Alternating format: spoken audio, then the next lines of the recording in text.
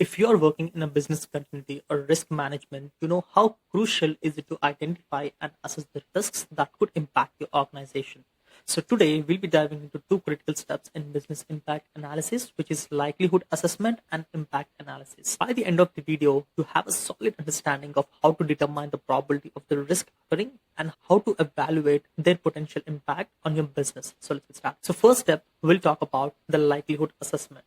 After identifying the potential risks to your organization, the next question is how likely are these risks to actually happen? For example, let's say you're running a business in California. Earthquakes are much more possible risk compared to tropical storm. But if your business is in Florida, the likelihood of hurricane is far greater. This is why understanding analyzed rate of occurrence is so important. ARO tells you how often a particular risk is likely to occur each year, helping you compare very different risks on a common scale. By calculating this, you can prioritize where to focus your risk management efforts. Now that you have figured out the likelihood of each risk, the next step is impact analysis. This is where we look at what could happen one of these risks actually occur. We are going to assess the financial impact and non-financial consequences as well. For qualitative impact analysis, there are three key metrics we use: exposure factor, single loss expectancy, and analyzed loss expectancy.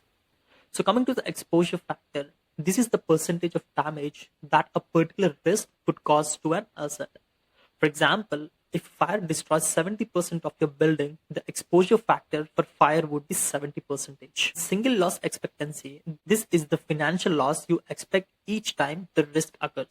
You calculate it by multiplying the asset value by exposure factor.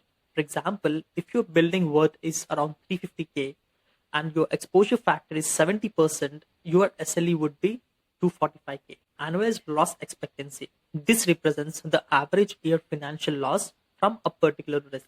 To calculate the ALE, you multiply SLE by annualized rate of occurrence, or ARO. So if there's a 3% chance of a fire occurring each year, your ALE would be 7,350. But numbers alone don't tell the whole story. It's also essential to consider the qualitative impact. The things that can't be measured in dollars but are still incredibly important. Some of them includes loss of goodwill, employee retention, social and ethical responsibilities, negative publicity.